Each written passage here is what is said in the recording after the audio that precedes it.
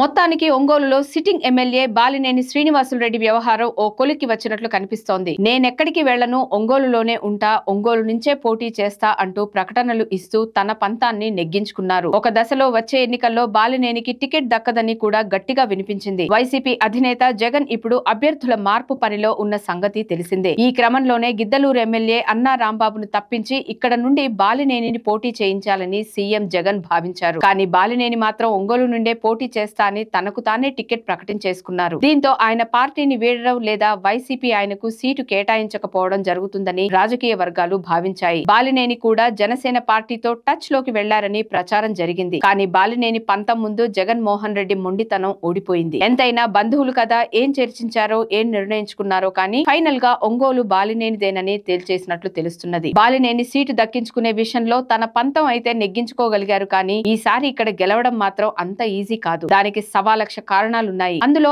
ఆయన చేసుకున్నవి కొన్ని కాగా పార్టీ చేసినవి మరికొన్ని ఉన్నాయి. పార్టీ అధికారంలోకి వచ్చిన తర్వాత విద్యుత్, అటవీ, శాస్త్ర సాంకేతిక శాఖల మంత్రిగా బాలినేని దాదాపు 3 ఏళ్ల పాటు ఉన్నారు. కానీ ఆ తర్వాత మంత్రి పదవి నుంచి తప్పించడంతో ఆయనలో అలక మొదలైంది. బాలినేని గత 2.5 ఏళ్లుగా చీటికి మాటికి పార్టీ మీద అలగటం, సొంత పార్టీ నేతలపైనే విమర్శలు గుప్పించడం, పరోక్షంగా జగన్ పైన కూడా వాగ్బాణాలు సంధించడం తెలిసిందే. సొంత పార్టీ నేతలే అరాచకాలు, అక్రమాలు చేస్తున్నారని ఆధారాలతో సహా బయట పెట్టారు. అయితే బాలినేని అలిగిన ప్రతిసారి జగన్ ఆయనను బుజ్జగించి సముదాయించారు. కానీ బాలినేని డిమాండ్లు మాత్రం పరిష్కారం కాలేదు. దీంతో అటు బాలినేని వర్గం సంతృప్తిగా లేదు. బాలినేని చేష్టలతో ఆయన వ్యతిరేక వర్గం కూడా సంతృప్తిగా లేరు. రేపు ఈ 2 వర్గాలు కలిసి పనిచేయడం దాదాపు అసంభవంగా పరిశీలకులు విశ్లేషిస్తున్నారు. బాలినేని ఆరోపించినట్లు జగన్ ప్రభుత్వంలో ఒంగోలులో అవినీతి, అక్రమాలు రాజ్యమేలాయి. ఇసుక దందాతో ఒక వర్గం కోట్లకు పడగలెత్తినట్లు ఆరోపణలున్నాయి. ఇతర దేశాలలో ఉంటూ ఇక్కడ ఆస్తులు కలిగి ఉన్న వారి కుటుంబాలను టార్గెట్ చేసి భారీ స్థాయిలో అక్రమ రిజిస్ట్రేషన్లు జరిగాయి. స్వయంగా బాలినేనినే ఆధారాలతో సహా బయటపెట్టగా అప్పట్లో పోలీసులు 10 మందిని అరెస్టు చేశారు. అయితే అసలు దొంగలు మాత్రం దర్జాగానే ఉన్నారు. ఇది పార్టీకి ఇక్కడ అతిపెద్ద మైనస్. అలాగే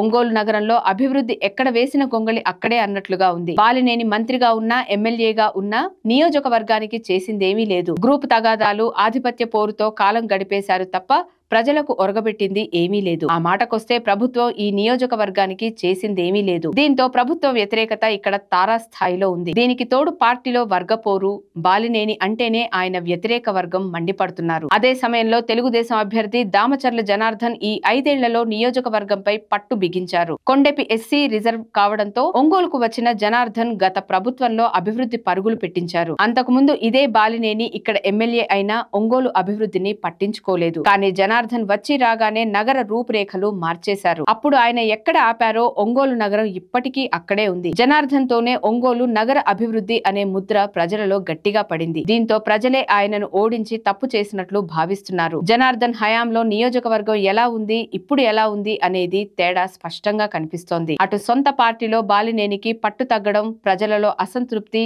దామచర్లపై సానుభూతి కలిసి ఈసారి ఒంగోలులో బాలినేని గెలుపు అంత ఈజీ కాదని పరిశీలకులు భావిస్తున్నారు.